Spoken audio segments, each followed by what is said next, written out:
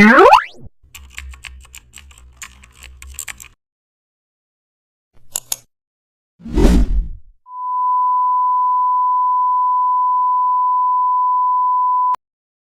back to the channel and don't forget to like, share and subscribe for more updates. Today we are diving into an exciting tutorial how to create a business card mockup in Photoshop.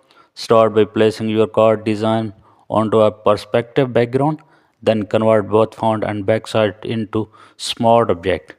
Now use transform wizard to align perfectly with background angles and also add realistic drop shadows under each card. Now duplicate one card layer and blur it to create focus depth and adjust brightness and contrast for lighting balance. Now add a faint reflection using a flip to copy and also enhance the layout using gradient overlay for soft tone. And add a background blur to separate the subject.